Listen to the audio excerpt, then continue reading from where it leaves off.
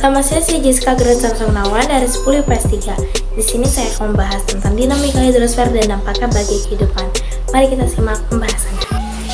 Dinamika hidrosfer dan dampaknya bagi kehidupan. Pengertian hidrosfer. Hidros berarti air, sfer berarti lapisan.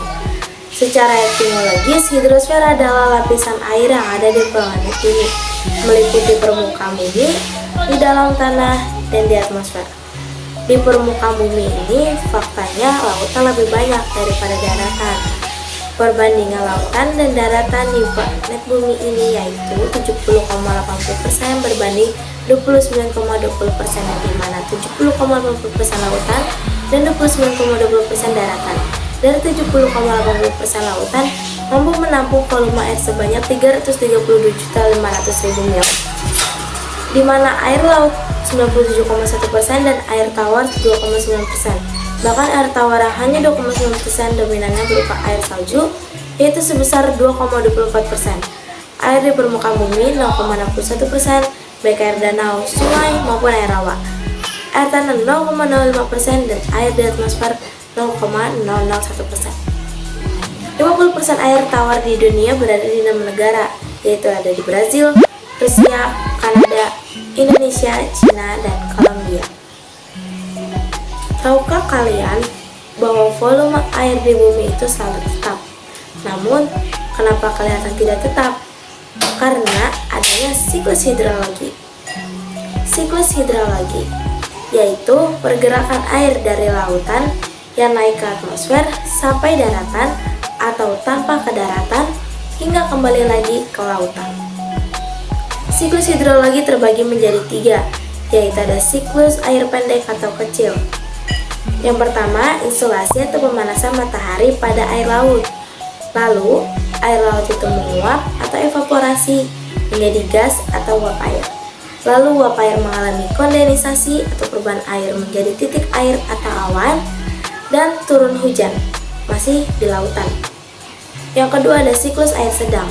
Yang pertama adalah insolasi atau pemanasan matahari pada air laut. Lalu air laut itu menguap atau evaporasi menjadi gas atau uap air. Uap air mengalami kondensasi atau perubahan uap air menjadi titik air atau awan. Lalu awan itu terdorong angin ke daratan atau adveksi dan turunlah hujan di daratan. Lalu air mengalir ke sungai dan kembali lagi ke lautan. Yang ketiga, siklus air panjang atau besar. Yang pertama dengan insolasi atau pemanasan matahari pada air laut. Lalu air laut itu menguap atau yang disebut dengan evaporasi lalu menjadi gas atau uap air. Uap air mengalami kondensasi membentuk awan. Lalu awan terdorong angin ke daratan atau kedalaman dan pegunungan sehingga terbentuklah sublimasi. Lalu turun hujan dan air meresap ke dalam tanah dan sebagian mengalir ke permukaan. Lalu air tanah keluar dari permukaan mengalir ke sungai dan ke laut. Tahapan dan istilah siklus hidrosfer. Insolasi adalah proses pemanasan laut oleh sinar atau radiasi matahari. Yang kedua ada evaporasi, yaitu penguapan pada lingkungan abiotik, yaitu lautan, sungai, dan danau. Yang ketiga, transpirasi, penguapan pada lingkungan biotik atau organisme seperti tumbuhan.